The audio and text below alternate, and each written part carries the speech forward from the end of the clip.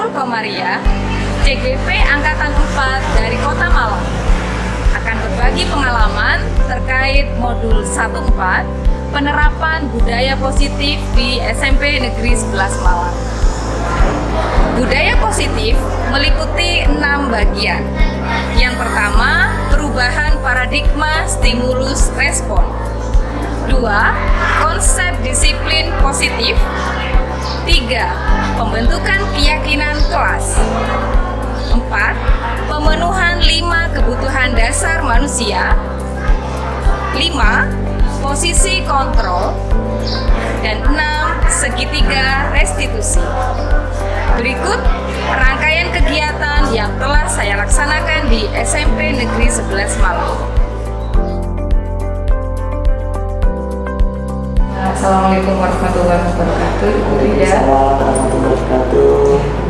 Di kesempatan pagi ini saya ingin meminta izin kepada Ibu Ria selaku Kepala Sekolah di SMP Negeri 11 ini.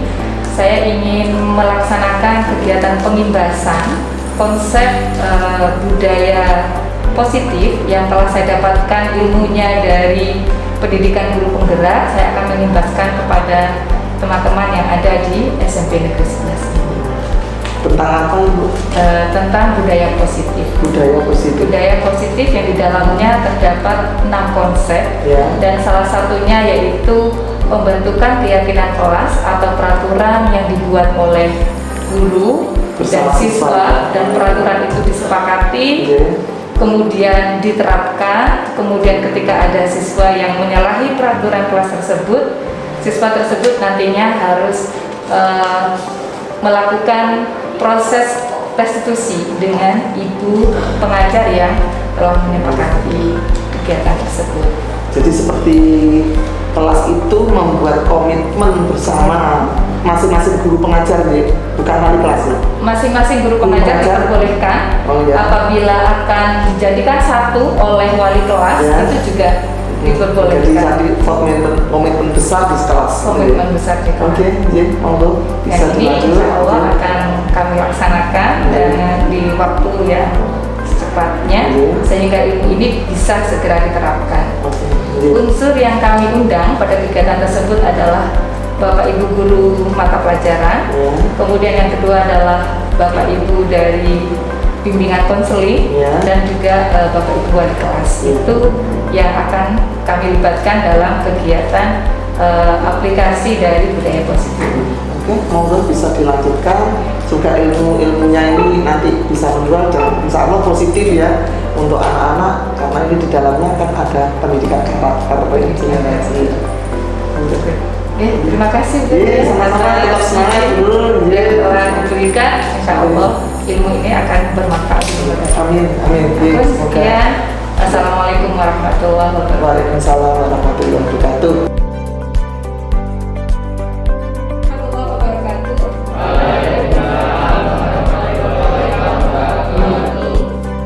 Agar di semester 2 ini menjadi kelas yang lebih baik dibandingkan semester 1 sebelumnya, maka kita harus membuat kesepakatan kelas. Di dalamnya terdapat peraturan-peraturan di mana peraturan itu akan menjadi keyakinan kita bersama. Semuanya boleh mengajukan peraturan apa yang akan kita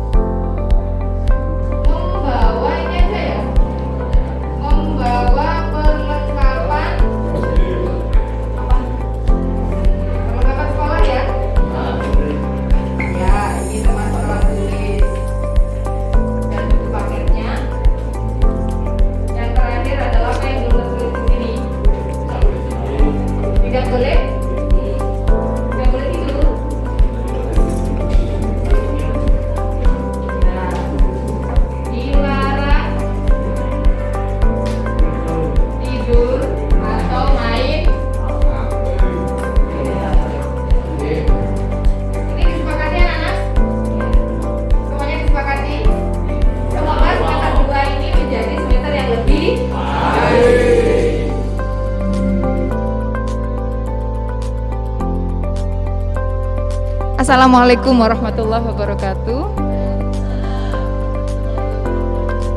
Terima kasih kami sampaikan kepada Bapak Ibu guru BK, guru mata pelajaran, dan juga Ibu Wali kelas yang menyempatkan hadir dalam kegiatan aksi nyata modul 1.4, yaitu konsep dan aplikasi budaya positif yang diterapkan di SMP Negeri 11 Malang. Saya Nurul Komariah, JGP Kota Malang, Angkatan 4 dari kelas 132A.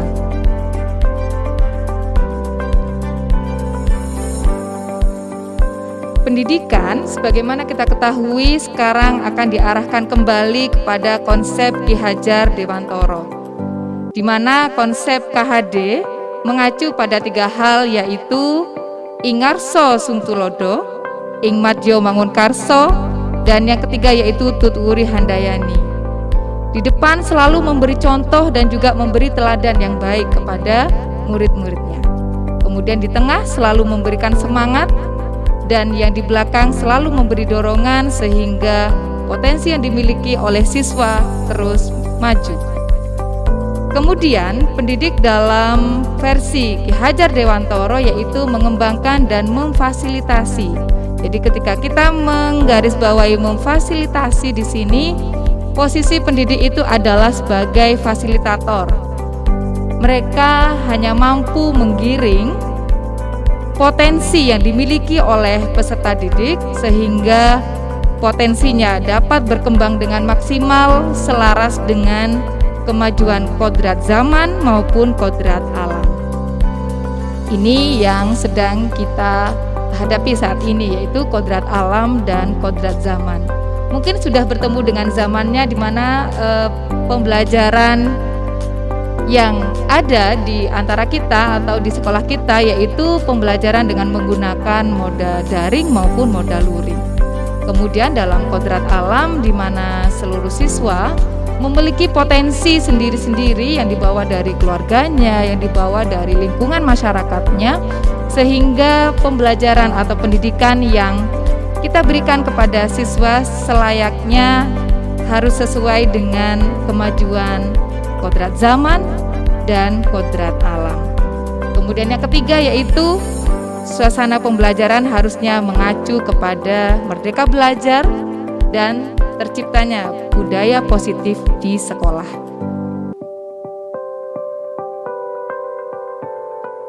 Nah, dalam modul kami di pendidikan guru penggerak di angkatan 4 ini, di modul 1 terdapat 4 bagian. Pada modul pertama yaitu refleksi filosofi dari pendidikan menurut Ki Hajar Dewantara. Kemudian yang kedua adalah nilai dan peran dari seorang guru penggerak harus mandiri, reflektif, kolaboratif. Sebagaimana kita ketahui, ketika kita berjalan sendiri, kita bergerak sendiri, maka hasil yang akan tampak di dalam pendidikan itu tidak akan terlalu tampak jelas. Akan tetapi ketika kita belajar berkolaborasi dengan seluruh Bapak Ibu guru yang ada di sekolah kita, kemungkinan perubahan itu akan dapat kita raih, perubahan menuju ke arah yang lebih baik. Kemudian yang ketiga adalah inovatif, dan selanjutnya adalah berpihak pada murid.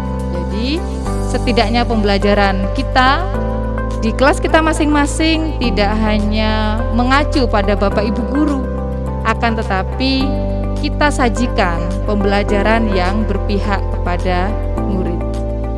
Kemudian pada bagian 1.3 yaitu visi dari seorang guru penggerak, di mana visi dari seorang guru penggerak itu dapat mengidentifikasi kekuatan yang dimiliki, sehingga dari kekuatan-kekuatan apapun yang ada pada diri seorang guru penggerak maupun yang ada di dalam sekolah itu bisa dioptimalkan sehingga perubahan menuju lebih baik itu dapat kita capai. Kemudian yang keempat di modul 1.4 yaitu budaya sekolah. Budaya positif yang kita tampilkan, kita sajikan di lingkungan sekitar kita, yaitu di SMP Negeri 11 Malang. Berikut tayangan dari budaya positif yang diterapkan di sekolah. Meliputi yang pertama adalah perubahan paradigma, Kemudian yang kedua adalah konsep disiplin positif dan motivasi. Kemudian yang ketiga yaitu keyakinan kelas. Kemudian yang keempat yaitu pemenuhan kebutuhan. 5 kebutuhan dasar manusia. Kemudian yang kelima yaitu 5 posisi kontrol seorang guru. Kemudian yang keenam yaitu segitiga restitusi. Pada bagian pertama yaitu pada perubahan paradigma. Ketika sebelumnya kita memahami stimulus respon yang kita pahami ketika dalam pembelajaran, misalnya ya, perilaku buruk dilihat sebagai suatu kesalahan, maka harusnya pandangan sekarang kita berubah bahwa semua perilaku itu memiliki tujuan. Meskipun kita mengamati siswa kita mungkin ada yang berperilaku kurang layak atau kurang pantas, harusnya kita tidak langsung menyalahkannya, akan tetapi kita coba melihat kembali apa tujuan dari si anak berbuat seperti itu. Kemudian orang lain bisa mengontrol saya kalau dalam stimulus sebelumnya, akan tetapi mulai sekarang kita belajar untuk memiliki persepsi bahwa saya sendirilah yang bisa mengontrol diri saya. Kemudian pada stimulus respon tentang dunia di sini saya bisa mengontrol orang lain, maka dari kontrolnya adalah Anda tidak bisa mengontrol orang lain. Kemudian di sini pemaksaan ada pada saat bujukan gagal, maka di sini yaitu kolaborasi dan konsensus menciptakan pilihan-pilihan baru. Kemudian model berpikir menang kalah, sedangkan di sini adalah model berpikir menang-menang. Jadi tidak kita memaksakan keinginan atau pendapat kita untuk orang lain, akan tapi bagaimana caranya kita temukan titik temu yang itu menjadi win solution bagi kondisi yang sedang ada pada lingkungan masyarakat yang ada di pendidikan. Berikutnya tentang konsep disiplin dan motivasi. Kalau sebelumnya disiplin itu erat kaitannya dengan hukuman, akan tetapi disiplin dalam konsep ini bahwa siswa diajak untuk belajar menggali potensi yang dimiliki. Nah, misalnya ditemukan siswa yang tidak menggunakan sepatu berwarna hitam, maka kita coba memberikan suatu pembelajaran disiplin, bukan siswanya diminta untuk berlari, akan tetapi kita beri sesuatu yang sifatnya siswa itu belajar dari kesalahan tersebut. Sehingga tujuan dari disiplin positif adalah menanamkan motivasi pada murid kita, yaitu untuk menjadi orang yang mereka inginkan dan menghargai diri sendiri dengan nilai-nilai yang mereka percaya. Nah, selanjutnya yaitu motivasi perilaku manusia. Motivasi perilaku manusia ini bisa terjadi pada guru maupun bisa terjadi pada murid-murid kita. Yang pertama yaitu ketika siswa menunjukkan perilaku tertentu, bisa jadi alasannya yaitu motivasi yang pertama, yaitu untuk menghindari ketidaknyamanan atau menghindari hukuman. Kemudian motivasi perilaku manusia yang kedua yaitu bisa jadi karena ingin mendapatkan imbalan atau penghargaan dari orang lain. Ini menjadi motivasi ya, motivasi dalam berperilaku. Kemudian yang ketiga adalah untuk menjadi orang yang mereka inginkan dan menghargai diri sendiri dengan nilai-nilai yang mereka percaya. Jadi kita belajar melihat murid-murid kita dari berbagai kacamata motivasi, bagaimana mereka berperilaku, sehingga tidak ada istilahnya kita menghukum dari satu pihak saja, akan tapi kita bisa melihat ada motivasi apa di balik perilaku yang muncul dari murid-murid kita tersebut. Kemudian yang ketiga yaitu membuat keyakinan kelas. Keyakinan kelas sebenarnya berupa peraturan-peraturan yang disusun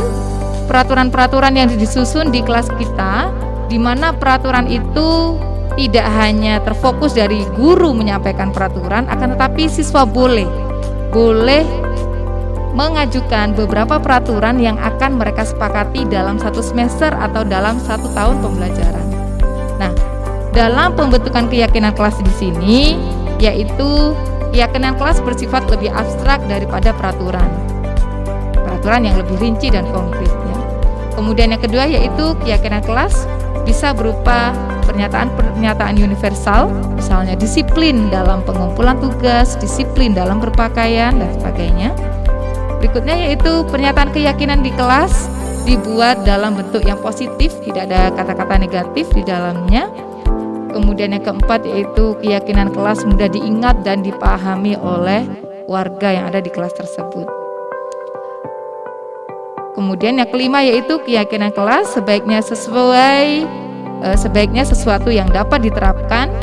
Kemudian yang keenam adalah semua warga kelas hendaknya ikut berkontribusi dalam pembuatan keyakinan kelas lewat kegiatan curah pendapat. Jadi semuanya bisa mengajukan pendapat-pendapatnya berkaitan dengan peraturan yang akan mereka lakukan, yang akan disepakati di kelas tersebut.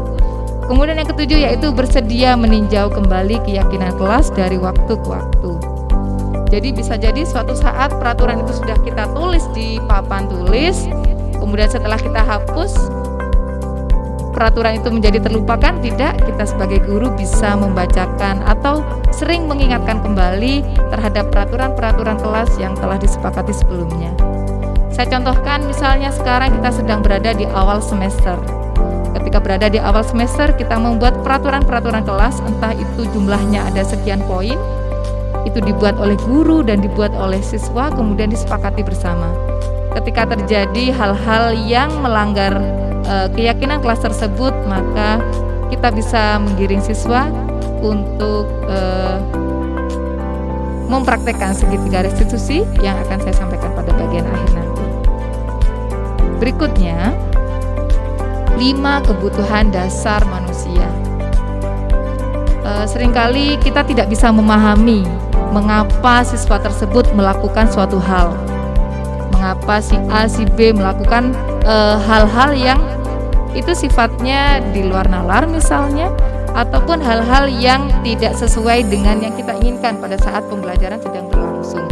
Jadi 5 kebutuhan dasar manusia. Yang pertama yaitu survival, yaitu kebutuhan untuk bertahan hidup ya. Bisa jadi ketika pembelajaran sedang berlangsung, tahu-tahu siswa ada yang ngemil sedikit makanan atau minum. Bisa jadi ini bagian dari yang pertama.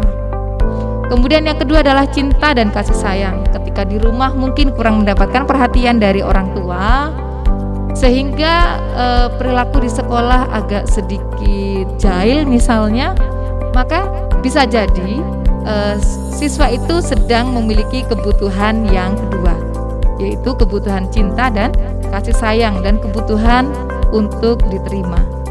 Kemudian yang ketiga yaitu kesenangan, yaitu kebutuhan untuk merasa senang. Yang keempat adalah kebebasan ya, sebagai kita ketahui siswa-siswa kita ketika kita berikan peraturan yang terlalu ketat misalnya, maka siswa itu agak sedikit kurang menerima. Maka inilah pentingnya kita memahami kebutuhan dasar dari siswa-siswa tersebut. Kebutuhan akan pilihan. Kemudian yang kelima yaitu penguasaan, kebutuhan pengakuan atas kemampuan. Bisalah kita sesekali memberikan reward kepada siswa-siswa yang telah menunjukkan potensinya, ini sebagai motivasi untuk siswa lain sehingga mereka bisa terus berkompetisi dalam pengembangan potensi dalam pendidikan.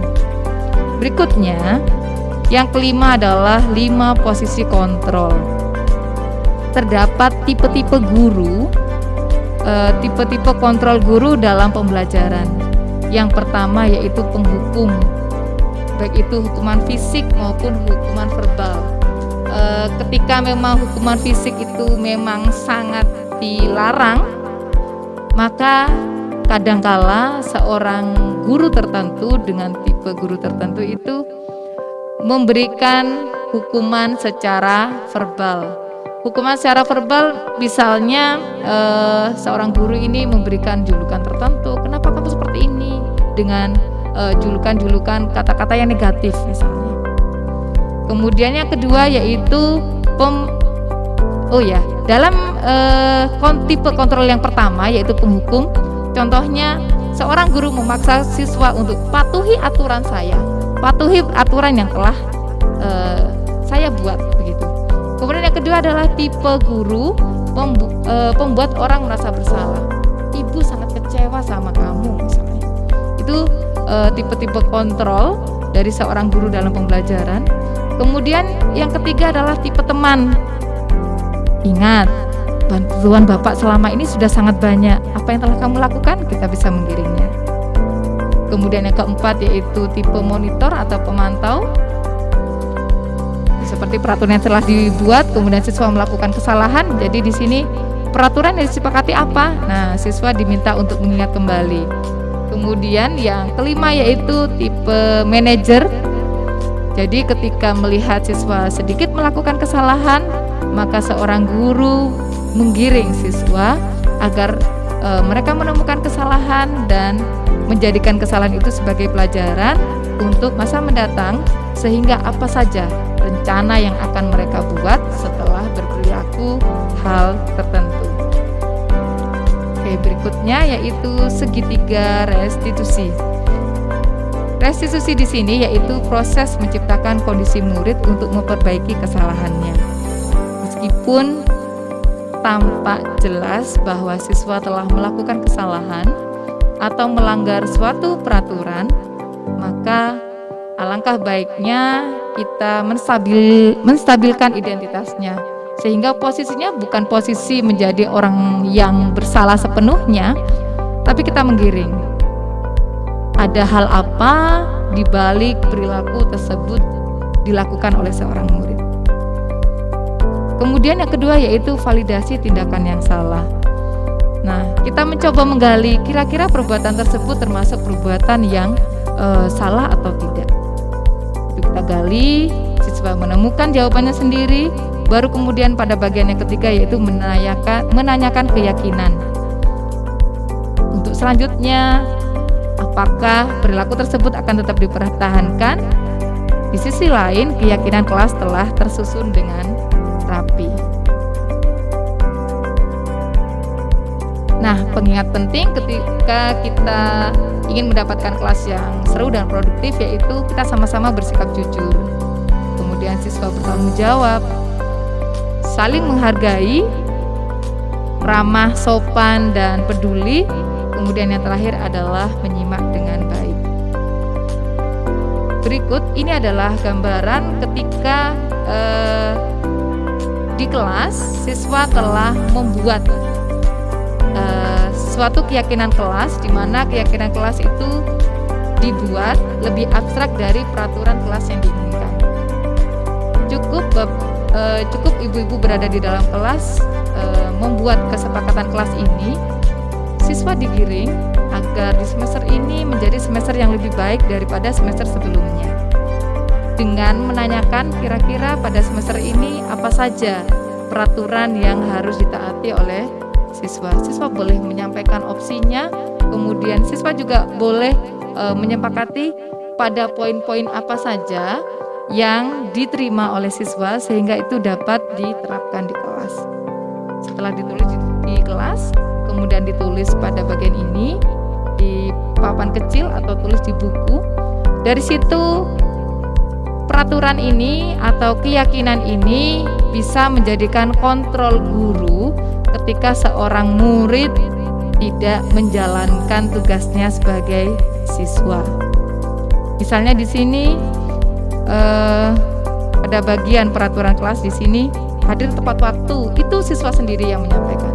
Berkaitan dengan kehadiran, kalian mau membuat peraturan seperti apa? Semuanya harus hadir tepat waktu. Kemudian disiplin ya, disiplin kehadiran, disiplin dalam mengumpulkan tugas. Jadi ketika ada salah satu siswa yang tidak disiplin dalam pengumpulan tugas, maka kita panggil siswa tersebut, kita mengadakan segitiga restitusi, kemudian kita menyampaikan, ini kan sudah peraturan yang disepakati dalam satu kelas, sehingga sebaiknya warga di kelas itu sama-sama saling mematuhi peraturan yang telah dibuat bersama. Nah, setelah saya membuat keyakinan kelas ini dari 4 kelas yang telah saya ajar, dalam beberapa waktu peraturan ini cukup efektif dalam rangka mengontrol siswa dalam berperilaku. Salah satu peraturannya juga di situ, siswa dilarang menggunakan HP kecuali untuk pembelajaran. Jadi ketika di tengah-tengah pembelajaran kemudian siswa tahu-tahu ada yang mengeluarkan HP dan kemudian entah menjawab, merespon WA-nya, kita tinggal menunjukkan anak-anak di peraturan tentang HP bagaimana, maka siswa tersebut langsung meletakkan kembali HP tersebut karena peraturan telah dibuat dan telah disepakati bersama. Ini berkaitan dengan keyakinan kelas yang ada. Selanjutnya kita bisa sharing, akan tetapi sebelum sharing saya akan menampilkan praktek restitusi yang telah dilaksanakan.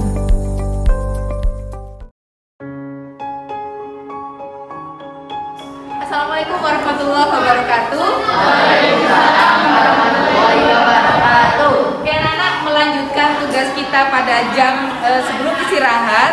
Mari kita membentuk kelompok, setiap kelompok sejumlah 4 siswa. Silakan membentuk kelompoknya masing-masing. Silakan duduk berhadapan dengan teman kelompoknya.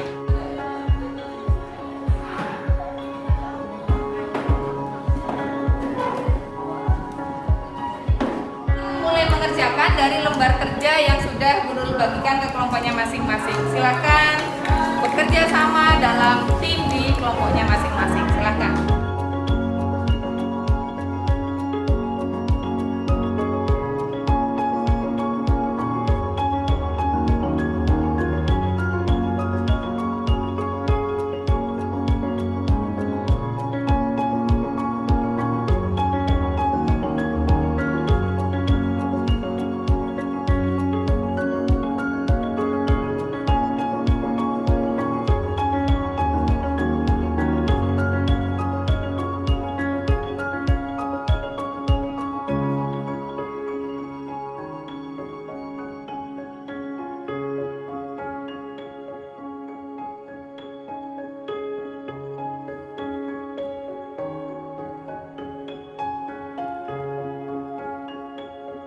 Oke anak-anak, silahkan tugas itu dilanjutkan di rumah. Kemudian jangan lupa 2 hari mendatang kalian setiap kelompoknya harus mempresentasikan. Oke? Siap. Sekian. Wassalamualaikum warahmatullahi wabarakatuh.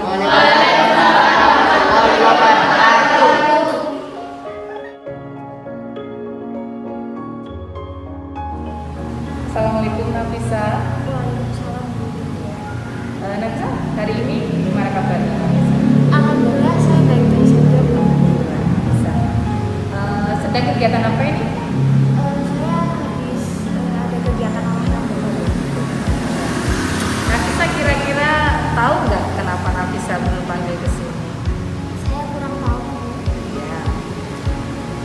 Tujuan Bu Nurul memanggil Nafisa ke sini sangat ingin membantu Nafisa ketika pembelajaran sedang berlangsung. Gitu. Kira-kira Nafisa mau nggak Bu Nurul tawarkan membuat restitusi sehingga pembelajaran Nafisa menjadi lebih baik? Siap, Bu. Ya, Nafisa mau? Oke. Begini, pada saat Bu Nurul mengajar di kelas kemarin, Bu Nurul sudah membagi siswa ke dalam beberapa kelompok dan setiap kelompoknya itu terdiri dari 4 siswa. Nah, salah satu dari teman kelompok Nafisa dari 3 orang yang lain ini bilang sama Bu Nurul, Bu, Nafisa itu berpesan kalau namanya harus ada dalam kelompok ketika tugas kami dikumpulkan. Akan tetapi Nafisa membaca komik. Nah, Bu Nurul sekarang ingin tahu apakah Nafisa memang benar-benar membaca komik? Ya, Bu, saya suka membaca komik. Oh, suka membaca komik? Kira-kira tujuan Nafisa mau membaca komik pada saat diskusi itu apa kira-kira? Saya cuma ingin baca aja, Bu. Soalnya saya boring karena teman kelompok saya itu tidak sesuai yang saya inginkan.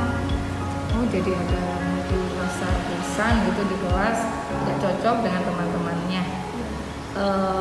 Kira-kira Nafisa begini, ketika kita kembali ke keyakinan kelas di mana peraturan itu sudah kita sepakati bersama, kira-kira membaca komik pada saat kerja kelompok itu sudah sesuai atau gimana Nafisa?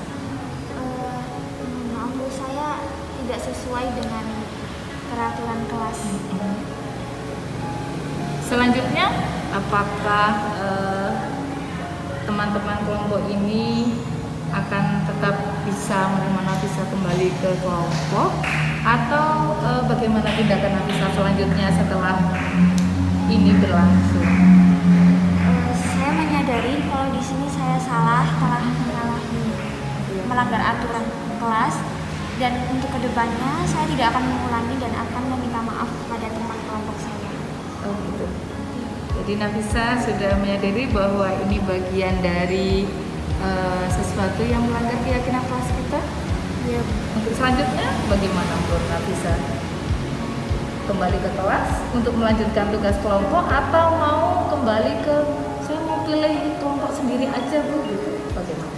saya ingin kembali ke kelompok saya sebelumnya saja karena saya ingin mematuhi peraturan kelas. Oke Nafisa, dari sini Bu Nurul ingin hari esok semakin lebih baik untuk kita bersama sehingga pembelajaran untuk Nafisa dan teman-teman di kelas dapat berjalan dengan lancar. Itu ya Nafisa? Bisa diterima? Bisa Bu. Bisa. Terima kasih Nafisa atas waktunya. Sekian, Assalamualaikum warahmatullahi wabarakatuh. Waalaikumsalam. Ibu, itu adalah gambaran ketika restitusi diterapkan, ketika kita sudah memiliki suatu peraturan dan peraturan itu sudah menjadi keyakinan kelas, maka sangat mudah bagi kita ketika ingin mengontrol perilaku siswa. Monggo dari beberapa paparan ini mungkin ada yang perlu kita sharing bersama, kita berbagi pengalaman berkaitan dengan bagaimana seharusnya kita menciptakan budaya positif di sekolah kita ini. Monggo, silakan Bu Yuniati.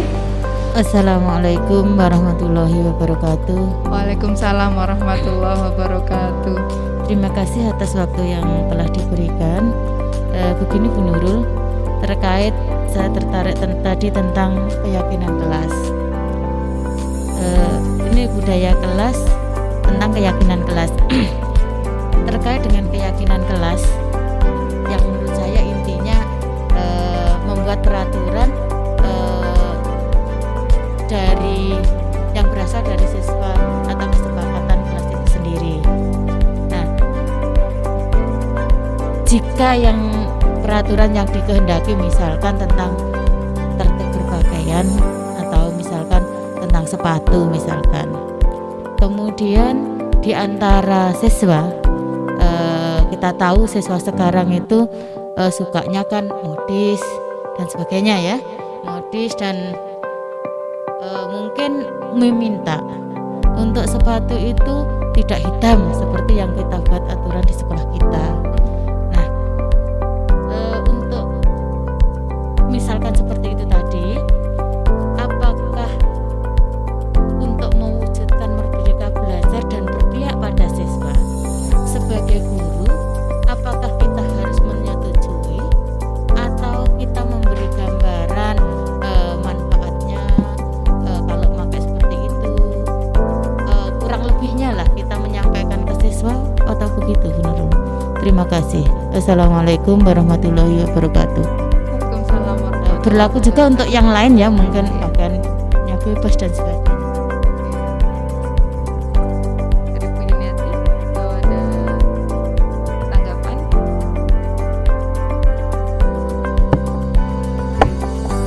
Saya tanggapi dulu ya, nanti mungkin bisa ditambahkan.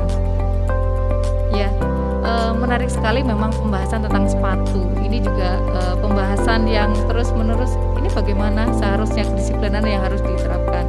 seolah-olah sepatu berwarna hitam itu membuat siswa sedikit tidak merdeka, dalam tanda kutip.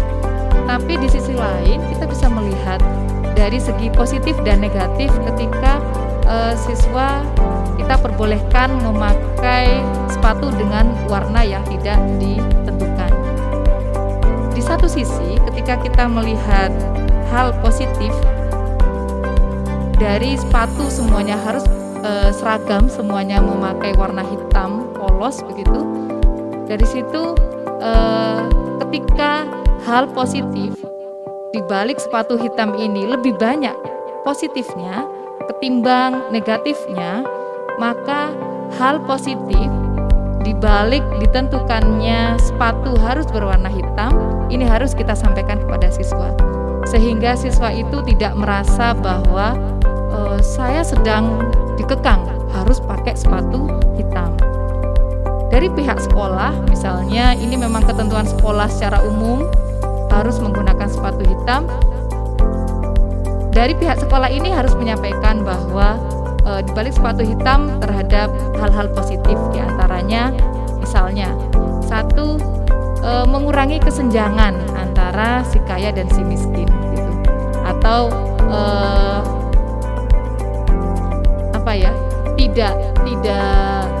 tidak mencolok si siswa ini dari jenis atau dari tingkat ekonomi yang mana, kelompok ekonomi yang mana.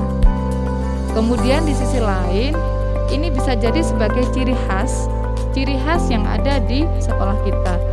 Ciri-ciri sepatu berwarna hitam itu tipe siswa yang ada di SMP Negeri 11 Malang misalnya. Nah, beberapa hal positif ini kita bisa sampaikan kepada siswa sehingga muncul rasa semacam kesadaran dari siswa bahwa oh ternyata hal positif ada di balik adanya peraturan sepatu itu memang harus berwarna hitam. Ini juga hampir sama ketika siswa diharuskan ketika hari tertentu harus memakai biru putih. Hari tertentu harus menggunakan baju batik dan hari tertentu harus menggunakan baju pramuka. Nah, hal-hal positif apa di balik peraturan itu diberlakukan dalam lembaga pendidikan, misalnya di sekolah kita, ini perlu kita sampaikan kepada siswa sehingga muncul pengetahuan atau wawasan bahwa ternyata peraturan ini dibuat dalam rangka untuk mencapai beberapa manfaat yang diinginkan. Gitu. Itu dari saya. Atau mungkin ada tambahan dari ibu-ibu yang lainnya, monggo.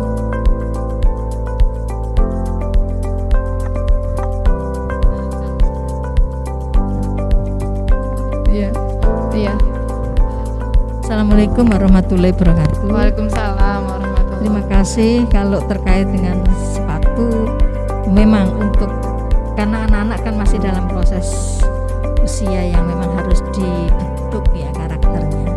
Jadi berseragam sepatu hitam itu seharusnya kita harus menunjukkan itu bukan sebuah pemaksaan, tapi bagaimana melatih kita pada anak-anak, mindset kita anak-anak bahwa seragam uniform itu adalah kita menghindarkan pola pikir kastanisasi gitu. Jadi ada kelas ekonominya. Jadi itu kita tanamkan. Nanti kalau anak-anak sudah dewasa, sudah bermandiri, sudah gini, terus akan tiba waktunya anak-anak bisa menunjukkan kualitasasi dirinya sesuai kemampuannya. Kalau terkait sepatu ya Bu. Tapi terlepas dari soal itu saya ingin menyampaikan masalah. Saya tertarik dengan tadi yang Bu Nurul sampaikan bahwa kita akan kembali.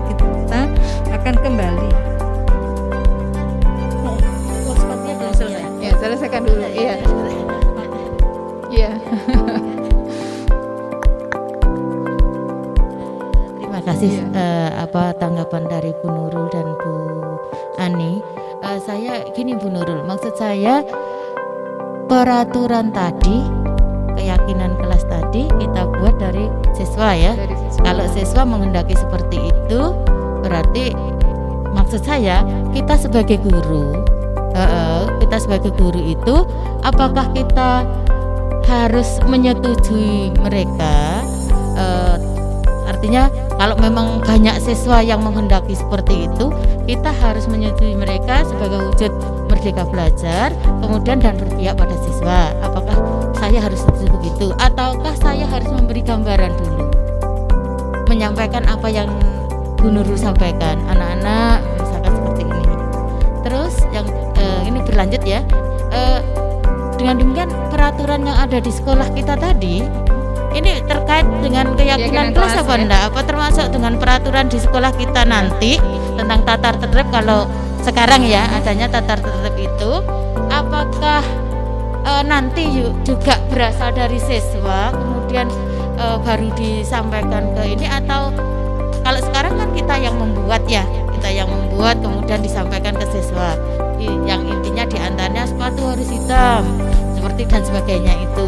Nah, untuk nanti maksud saya untuk ke depan itu apakah apa mungkin diawali hanya dari kelas saja, atau nanti seperti itu juga dari siswa begitu?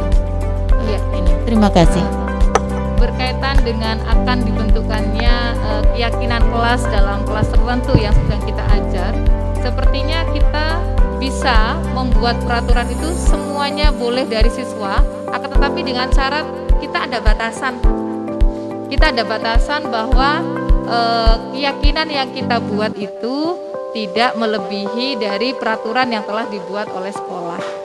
Misalnya dari segi kesepakatan berpakaian atau kesepakatan hadir tepat waktu, dari sekolah itu kan sudah menentukan hadirnya harus jam 7. Maka ketika keyakinan kelas di satu kelas tertentu, kita sepakati aja Bu, kita masuknya lebih siang dan pulangnya lebih awal gitu. Karena keyakinan tersebut nantinya bertabrakan dengan peraturan yang dibuat oleh sekolah, sepertinya pada saat keyakinan kelas ini akan dibuat, kita memberi gambaran terlebih dahulu bahwa terdapat beberapa peraturan yang memang sudah tidak bisa ditawar lagi, dan itu sedang dilaksanakan oleh siswa. Contohnya berkaitan dengan jam belajar mengajar, berkaitan dengan pakaian, berkaitan dengan ketentuan waktu durasi jam pelajaran, semuanya kan sudah tidak bisa ditawar lagi.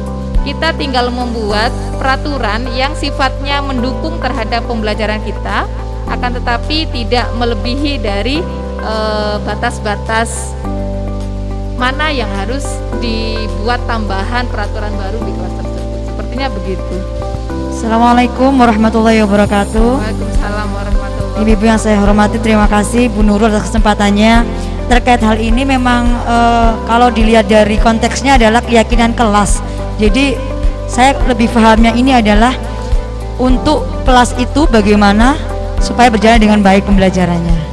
Jadi konteksnya hanya di dalam kelas itu. Jadi setiap kelas A, kelas B itu pasti akan berbeda karena kebutuhannya juga berbeda. Yang ingin saya tanyakan juga Bu Nurul, karena ini keyakinan kelas, kan setiap dari guru di negeri SMP itu kan per mapel. Jadi ada kemungkinan tidak mapel ini keyakinan kelasnya ini 5 gitu, mapel ini hanya 4. Apakah memungkinkan seperti itu? Begitu. Terima kasih. Berkaitan dengan keyakinan kelas, karena memang kelas yang kita ajar juga bertingkat-tingkat dan terdapat beberapa kelas yang sedang kita ajar, bisa jadi memang keyakinan kelas yang dibuat itu berbeda jumlahnya. Akan tetapi lebih baik lagi ketika seorang guru mapel bekerja sama dengan wali kelasnya dan juga bekerja sama dengan guru BK-nya, mengkomunikasikan berkaitan dengan peraturan atau keyakinan atau kesepakatan apa saja yang sudah disepakati di kelas tersebut, sehingga antara guru mapel, wali kelas dan guru BK bisa berjalan beriringan, sehingga tidak ada istilahnya dari satu guru dengan guru yang lainnya membuat peraturan yang kontras gitu, sehingga membuat siswa menjadi bingung gitu. Itu berkaitan dengan keyakinan kelas. Jadi pentingnya kita kolaborasi juga di situ. Berkaitan dengan kolaborasi ini juga ya berkaitan dengan hal-hal yang terjadi di beberapa siswa yang mungkin karena kendala pembelajaran daring kemarin, siswa yang sangat sulit untuk mengumpulkan tugas tepat waktu. Ini juga pentingnya kita berkolaborasi antara satu guru mapel dengan guru mapel yang lainnya berkaitan dengan penugasan, gitu. Oke. Ada tambahan? Menggarisbawahi saja, apa boleh diusulkan untuk pembuatan peraturan kelas menjadi keyakinan kelas itu dibuat di bawah istilahnya itu komandonya wali kelas, sehingga itu berlaku untuk semua guru mapel gitu. Ya. Terima kasih Bu atas masukannya. Masukan yang bagus. Sepertinya memang komando wali kelas untuk membuat peraturan sehingga menjadi keyakinan kelas ini dibuat oleh wali kelas, sehingga kita sebagai guru mapel yang lainnya bisa saling mengikuti, sehingga tidak terjadi perbedaan peraturan antar guru dengan guru yang lainnya. Ini dalam rangka sedikit mengikat siswa, bagaimana siswa agar bisa melaksanakan pembelajaran dengan baik dan hasil dari pembelajaran kita dapat berjalan dengan maksimal begitu. Masukan yang bagus akan kami usulkan sebagai bahan pertimbangan. Atau mungkin ada tambahan yang lainnya? Boleh. Kita sharing ya. Terima kasih. Kembali lagi ke saya tadi tertarik dengan pembelajaran akan dikembalikan kepada 3 matra Ki Hajar Dewantara. Kemudian tadi ada juga yang satu menarik, perubahan paradigma.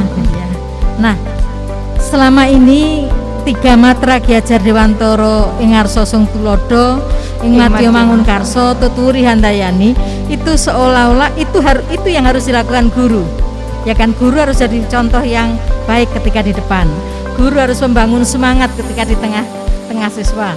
Guru harus mampu menjadi pendorong, motivator pada anak-anak ketika di belakang. Nah, paradigma yang seperti itulah kalau menurut saya seharusnya sudah mulai kita rubah melalui perubahan mindset, bahwa yang harus menjadi contoh yang baik tidak hanya guru, tetapi murid itu harus juga bisa menjadi contoh bagi teman-teman sesamanya, setingkatnya. Jadi itu yang harus kita rubah paradigma. Selama ini paradigmanya tuntutannya seolah-olah guru, ya, guru harus begini sesuai matranya Bapak Ki Hajar Dewantara.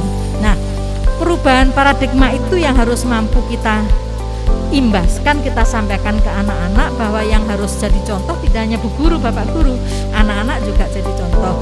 Yang membangun semangat juga anak-anak, yang bisa saling memberikan motivasi anak-anak juga bisa.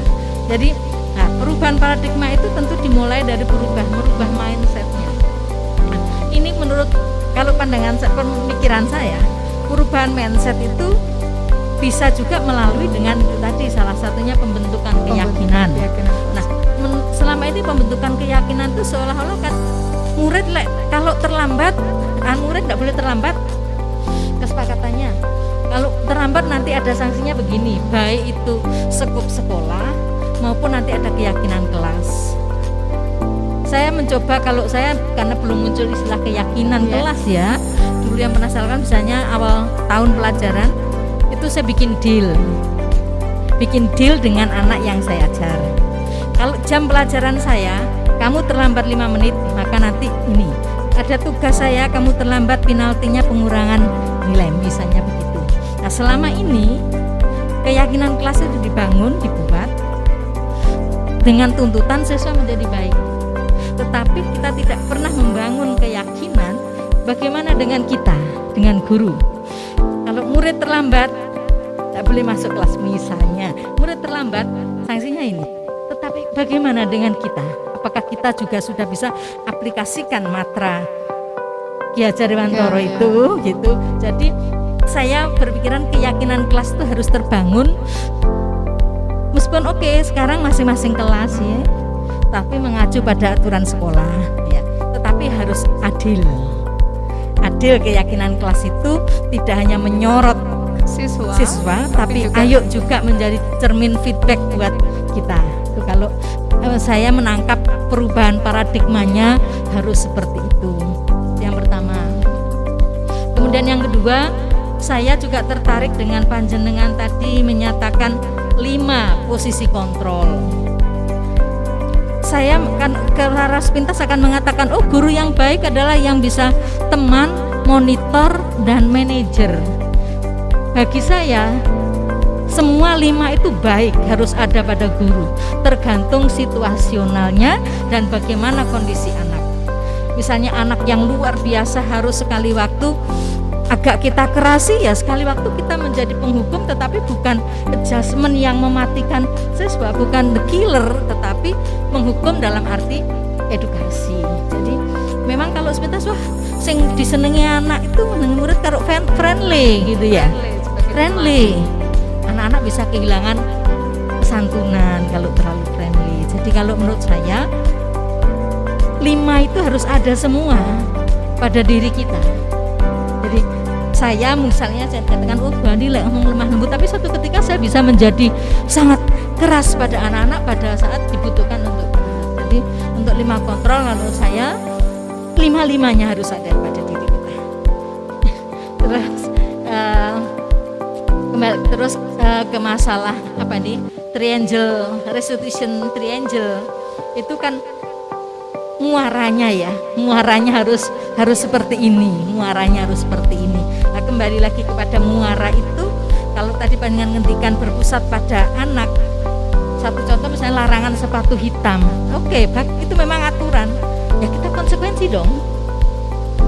Aturan keyakinan itu juga tidak hanya berlaku untuk guru siswa, guru juga, dan apapun alasannya. Nah itu baru kita bisa dikatakan merubah paradigma, tidak hanya paradigma siswa yang harus kita rubah, tapi paradigma diri kita sendiri juga harus kita rubah. Nah, karena saya kadang ada anak kalau kita disuruh pakai sepatu hitam tanpa kita tahu, kadang di belakang kita kan nyeletuk. Ya awak dhewe gak entuk gawe sepatu ireng. Enak guru nih, sepatune entuk warna-warni. Ini. Makanya dua sisi. Jadi kita harus dua sisi mata uang yang harus kita anak-anak adalah cermin kita, pantulan kita. Nah, kalau anak-anak sudah bisa menjalankan keyakinan kelas yang sudah sepakati, ya konsekuensinya kita. Insya Allah itu perubahan paradigma akan terjadi. Jadi mungkin diawali dari keyakinan kelas itu. Tapi keyakinan kelas itu harus dengan win-win solution ya tadi ya. Jadi melibatkan dua. Jadi tuntutannya dua sisi dituntut. Tidak bisa kita sekarang ngecas anak sepatuan ireng ini enggak tertib. Lu kita apa sudah 100% sepatu hitam? Kan pertanyaannya kan begitu. Kita ini dinilai oleh anak-anak ternyata. Jadi kadang anak-anak di belakang ada yang lewat sambil nyeletuk. Ya lah Pak Dewa di sita kon nyeker. Gurune tibane yo enek langsung sepatune. Sepatune.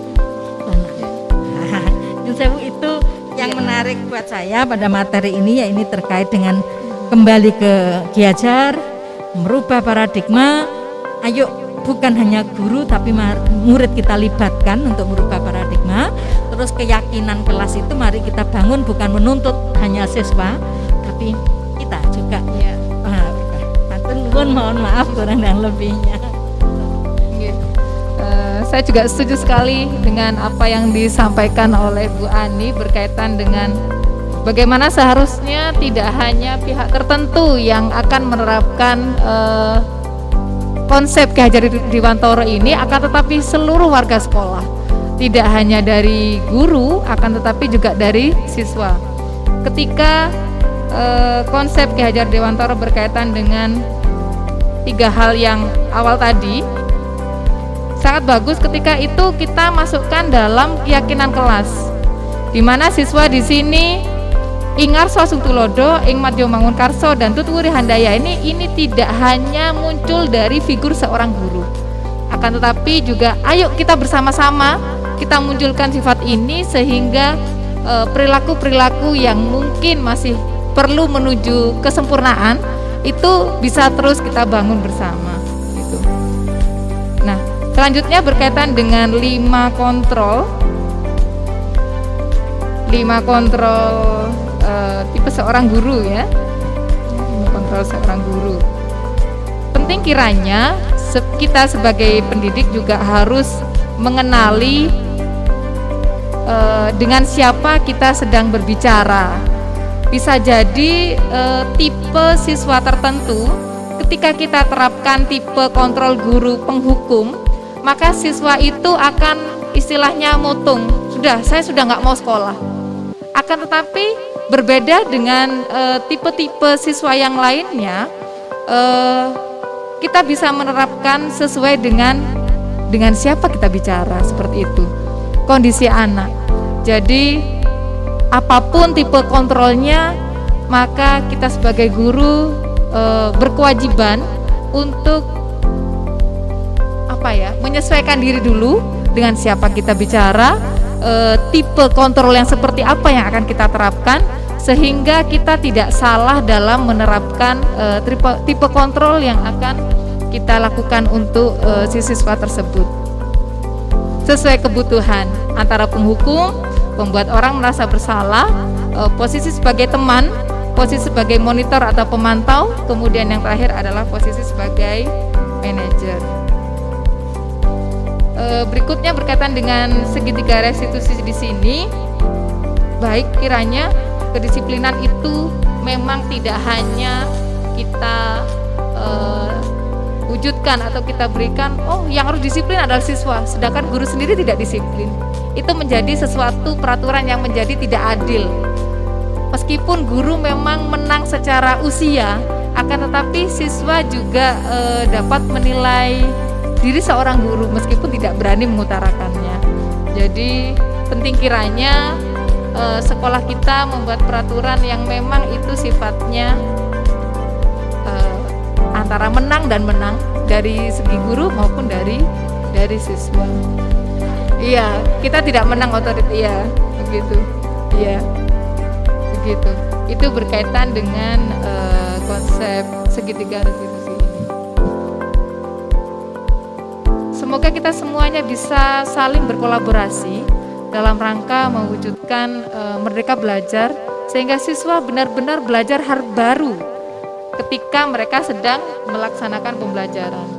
Tidak seolah-olah guru datang, pokoknya pembelajarannya adalah ini, kemudian guru berpendapat bahwa siswa ini adalah tabula rasa, semuanya seperti kertas kosong yang perlu saya beri warna, sekarang adalah warnanya siswa ini akan saya buat seperti, semuanya harus jadi seperti padi. Akan tetapi itu sebenarnya kan tidak bisa.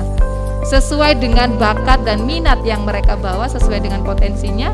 Ketika memang benih padi akan tumbuh seperti padi, ketika benih jagung maka akan tumbuh seperti pohon jagung. Itu yang perlu kita kembangkan kembali. Selama ini mungkin konsep KHD sudah sedikit diabaikan, tapi ketika adanya pendidikan guru penggerak ini dalam rangka mewujudkan Merdeka Belajar, konsep-konsep KHD kemudian diangkat kembali dan akan diterapkan di lembaga pendidikan yang ada di Indonesia. Ada tambahan Bapak Ibu, Ibu-ibu? Sudah cukup? Sudah cukup jelas. Semoga ilmu tentang modul ini bisa bermanfaat untuk kita semuanya, khususnya untuk lembaga kita, sehingga kita bisa mewujudkan Merdeka Belajar sesuai dengan konsep Ki Hajar Dewantoro. Saya ucapkan terima kasih. Apapun kita bisa share bersama, apapun juga bisa kita kolaborasi bersama. Semoga masa depan SMP 11 menjadi lebih baik. Sekian, wassalamualaikum warahmatullahi wabarakatuh.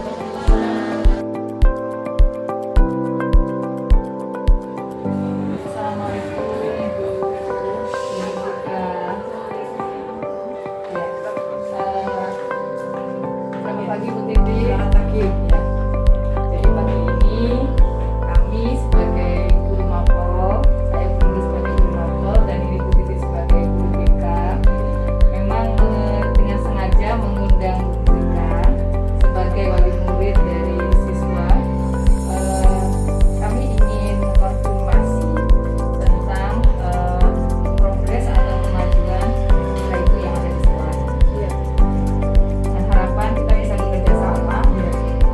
UPM dan pembelajaran siswa itu setidaknya semakin hari semakin baik, kita perlu bekerja sama sehingga kendala-kendala yang sedang dihadapi siswa bisa kita dapatkan solusinya.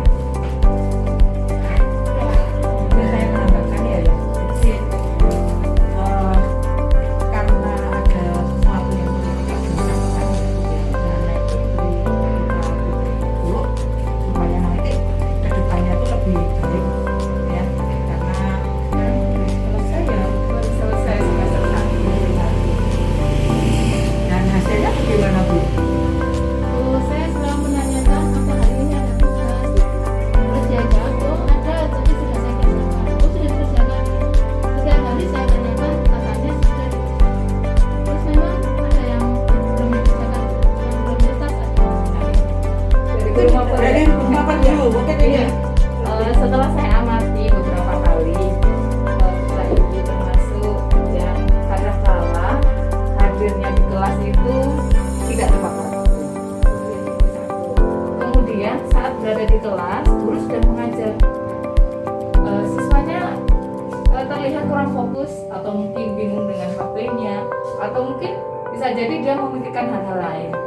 Kemudian yang ketiga, karena pembelajaran kita ini daring dan luring, Bapak Ibu termasuk siswa yang apabila upload tugas di DJ maupun sebuah tugas secara offline itu kadang-kadang dibutuhkan.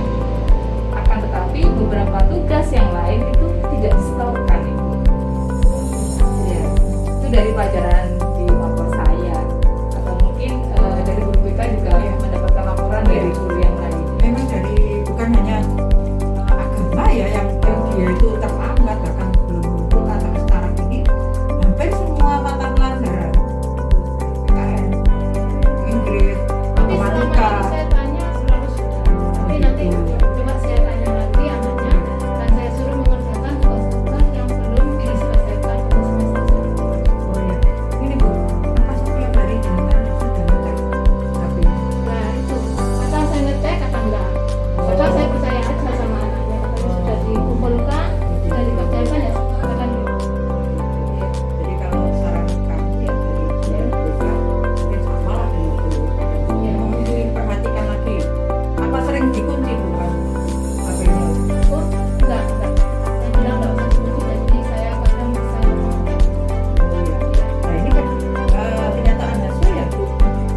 Agama ada beberapa Ya, nanti saya perhatikan lagi, saya cek lagi kalau Oke. Jadi supaya nanti ke depannya Bu lebih fokus ya Bu ya, lebih memperhatikan tambah dari Selain itu ya Bu ya, karena di semester 1 ini beberapa siswa itu masih memiliki nilai tidak tuntas, kami berikan tenggat waktu tambahan selama 1 minggu. Siswa diperbolehkan untuk memenuhi tugas-tugas yang kosong. Mohon seminggu ini bisa dioptimalkan sehingga siswa benar-benar bisa mendapatkan rapot dengan nilai yang tuntas. Kami sangat mohon kerjasama dari Ibu dan juga Ibu Bengga. Kami tidak kurang-kurang mengingatkan siswa agar ayo anak-anak kita terus disiplin, kita terus tepat waktu dalam mengumpulkan tugas. Akan tetapi mungkin ini juga bagian dari kendala pembelajaran daring dan luring, sehingga hambatan-hambatan ini perlu kami komunikasikan kepada orang tua. iya. Ya nanti saya kasih tahu ke anaknya untuk menyelesaikan tugas-tugas yang belum diselesaikan. ya Bu nanti kalau ada kesulitan, kiranya ada kesulitan mungkin mengirimkan tugas lewat GC ya Bu ya, itu bisa langsung menghubungi gurunya. Iya. Jadi guru bidang studi mana nilai-nilai yang masih kosong